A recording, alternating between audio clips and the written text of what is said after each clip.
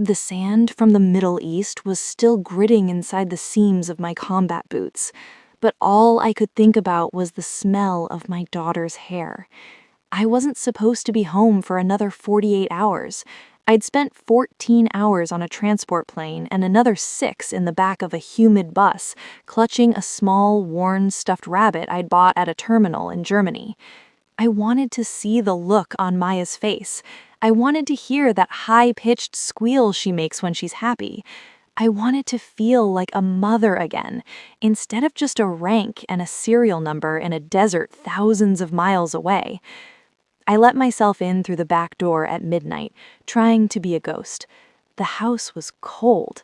Not just empty house cold, but a chilling, neglected kind of cold. There was no hum of the heater, no nightlight glowing in the hallway.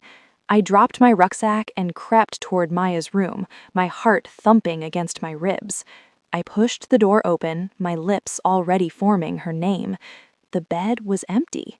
It wasn't just empty. The sheets were gone. The mattress was bare. Her stuffed animals, the ones she can't sleep without, were shoved into a cardboard box in the corner.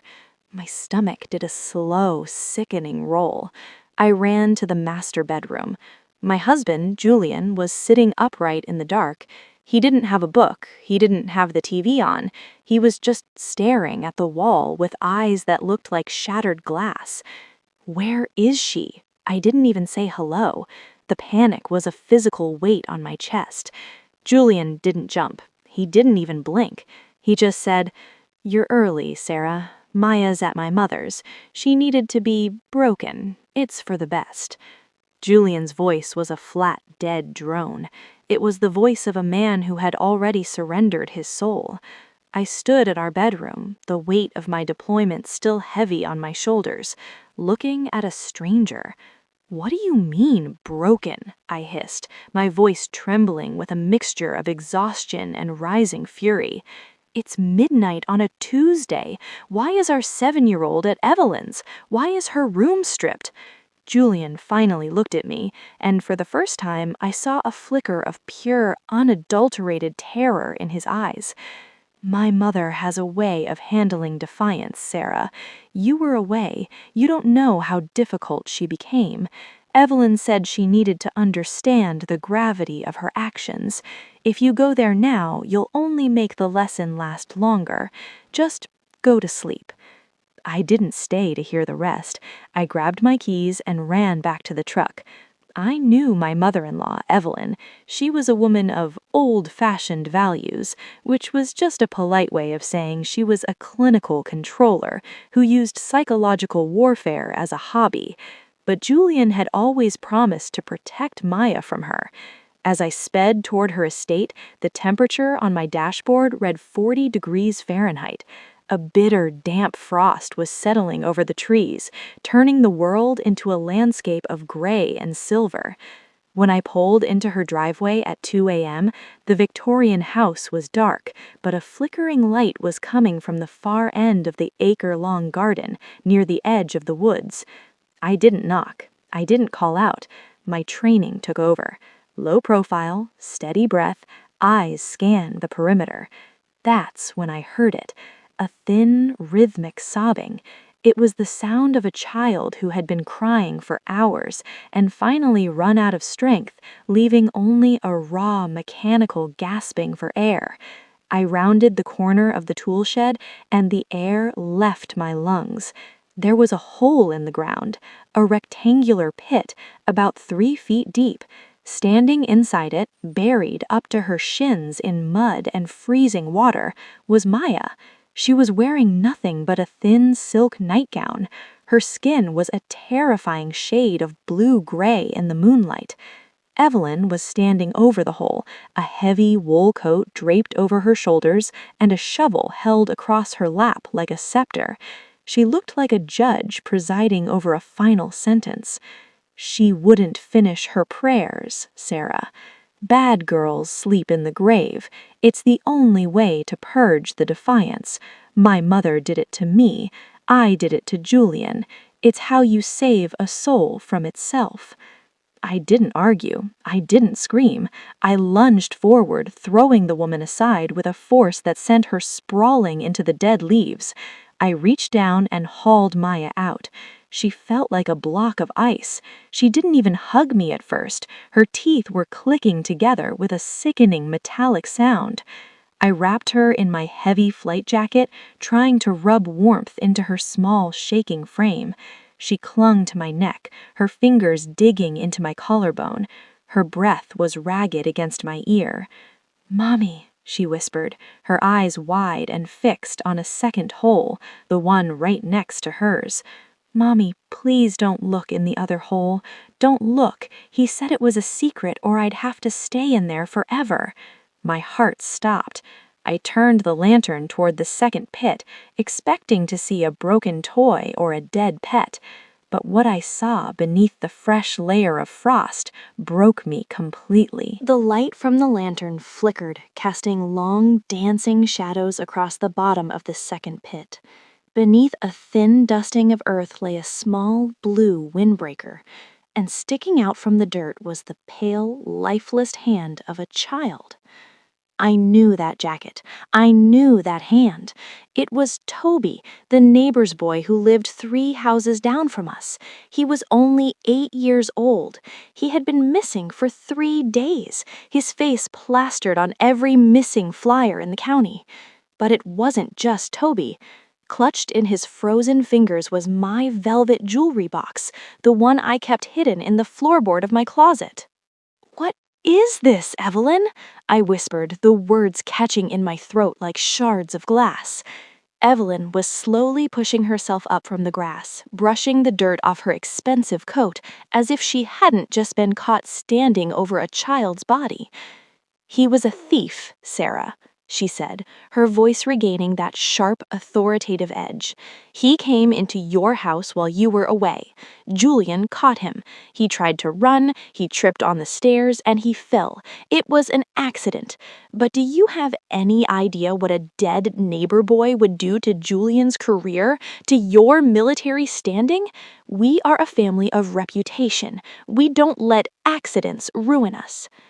"You took a life," I breathed, the realization hitting me like a physical blow. "And you put my daughter in a hole next to him to scare her into silence? You're a monster." "I am a mother who protects her own," she snapped, "and you would be wise to remember that. Maya saw what she saw. She needed to understand the price of a loose tongue. I told her if she spoke a word, she'd stay in that hole with him. It's called discipline. It's how you build a family that lasts." I looked at my daughter. My beautiful, innocent child had been used as a pawn in a deranged woman's secrets game. And Julian, the man I had written letters to every night from a tent in the desert, was sitting in our house, knowing exactly what was happening in this garden. I didn't stay to hear another word. I carried Maya to the truck, my boots crunching on the frozen gravel. Evelyn followed me behind, her voice trailing like a poisonous cloud. "You won't do anything, Sarah. You think the police will believe a troubled soldier over me? You think Julian won't testify that you're the one who's unstable? Think about your daughter. You want her to grow up with a father in prison?" I didn't answer. I put Maya in the passenger seat and turned the heat to the maximum. I stripped off her wet pajamas and wrapped her in a wool emergency blanket. I drove to a 24-hour pharmacy on the edge of the county, bought a digital recorder, and called the only man I knew who lived by a code that couldn't be bought: Colonel Miller, my old commanding officer. "I have a recovery operation," I told him, my voice finally breaking. "I need a safe house for Maya, and I need someone to watch her who isn't on the local payroll." After dropping Maya off with Miller's wife, I turned my truck back towards the Victorian estate. I wasn't a wife anymore. I wasn't a daughter-in-law. I was a soldier who had found a threat in her own perimeter. I parked a quarter-mile away and moved through the woods. I needed photos. I needed the jewelry box that was still in Toby's hand, the box I realized Evelyn must have planted on him to make the accident look like a justified confrontation. As I approached the garden, I saw a silhouette working the shovel. It wasn't Evelyn. It was Julian, and he was crying. Julian was sobbing, a weak, sniveling sound that made my skin crawl. He was filling in the hole, burying the last shred of his humanity along with that little boy. "Julian," I said, stepping into the yellow light of the lantern. He shrieked, dropping the shovel. He fell to his knees, his face pale and sweating despite the 40-degree air. "Sarah, I tried to tell her. I told her it was too much, but she said we had to. She said the boy was a thief, that he'd ruin us." "He was 8, Julian," I said, clicking the record button on the device in my pocket. "Tell me exactly what happened the night he died." Julian stared at me, his mouth working but no sound coming out. He looked like a child caught in a lie. He came over to play. Mom was there. She saw him looking at your jewelry box. She started screaming at him. He got scared and ran for the stairs. He tripped, Sarah. He hit the edge of the marble table. There was so much blood. Mom said if we called the police, they'd say I did it. She said they'd take Maya away. She convinced me that we had to protect ourselves. The garden was her idea. "And putting Maya in the hole?" I hissed. "Mom said she needed to be hardened," Julian sobbed. "She said she was getting soft like you. She said the only way to make sure she never spoke was to show her the consequences."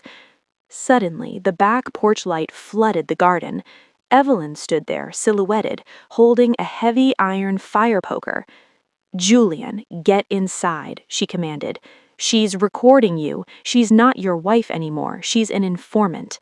She stepped off the porch, her eyes glittering with a madness I'd never seen before. "You think you're so brave," she said, walking toward me, "but you're a common girl, Sarah. I built this town. Do you really think a jury will take your word over mine? I'll have you committed before the week is out." She swung the iron poker. I ducked, the metal whistling past my ear, and stepped into her space. I grabbed her wrist and twisted, a pressure point move that forced her to drop the iron with a loud thud. "Julian," I said, never taking my eyes off Evelyn, "go into the basement, get the letters." "The letters?" Julian stammered. "I saw them through the window earlier, the box of mail I sent to Maya that she never got. Get them, now." Julian ran. He was a coward, and cowards always follow the person with the most power. Right now, that was me. I held Evelyn's wrists as she struggled. "You hijacked my daughter's life. You tried to bury a child's memory to save your own ego." The sound of sirens began to wail in the distance. Not the local police. I had called the state troopers from the pharmacy, reporting a kidnapping and a death. I knew they wouldn't stop for a poker game with the sheriff. Evelyn stopped struggling. She looked at the road, then back at me. The mask finally fell away, leaving nothing but a scared, bitter old woman. "You've destroyed us," she whispered. I didn't answer. I led her toward the front of the house as the blue and red lights painted the trees.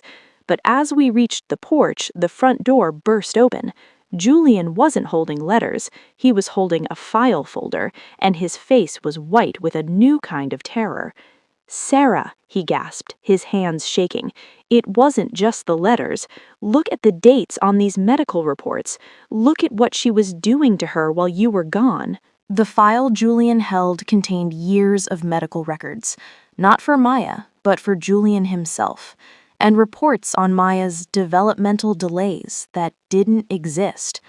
Evelyn had been paying a local doctor to document false illnesses, building a case to prove that I was an unfit mother and Julian was an incompetent father.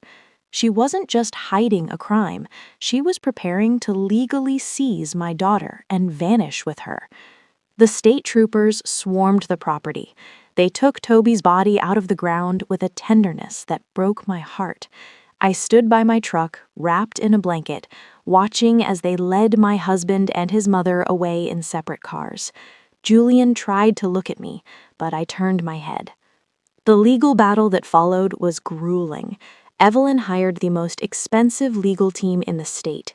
They tried to claim the boy's passing was a tragic accident and that I was suffering from a psychotic break.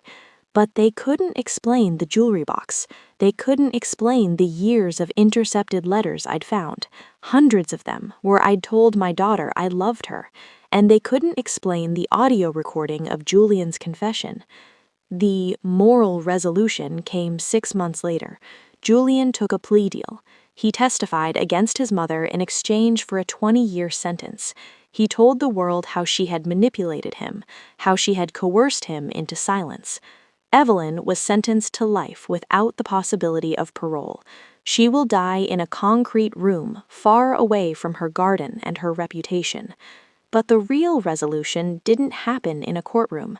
It happened in a small cottage on the coast, hundreds of miles away from that Victorian nightmare. I left the military. I couldn't wear the uniform anymore without thinking about the chain of command Evelyn had used to justify her cruelty. I work now as a gardener for a local park. There's something healing about putting things into the earth that are meant to grow, instead of things that are meant to stay hidden. Maya is 8 now. She still has bad nights. Sometimes she wakes up and checks my hands to make sure they aren't cold. Sometimes she asks if we can leave the lights on all night. We go to therapy together every Tuesday. We talk about Toby. Last night, we were sitting on the porch, watching the waves hit the shore. Maya was reading one of the letters I'd written to her from the desert, the ones her grandmother had tried to hide. "Mommy," she asked, "why did you come home early?" I looked at her, at the way the moonlight hit her face, and I felt a peace I hadn't known in years. "Because I had a feeling you were waiting for me," I said. "I was," she whispered. "I knew you'd find the hole." I realized then that the revenge I had wanted, the desire to see Evelyn suffer, had faded. It had been replaced by the simple joy of a Tuesday morning. The Miller legacy was gone, buried under the weight of its own secrets. But Maya and I were still here. We aren't broken. We are just different. We're like sea glass, tumbled by the storm, but smoother because of it. I'm sorry I didn't come home 2 days earlier, Maya, but I thank God every day that I didn't come home 1 day later. The garden in the Victorian house is overgrown now. They say the flowers don't grow there anymore. But here, the jasmine is in bloom, and for the first time, I'm not a soldier. I'm just a mother.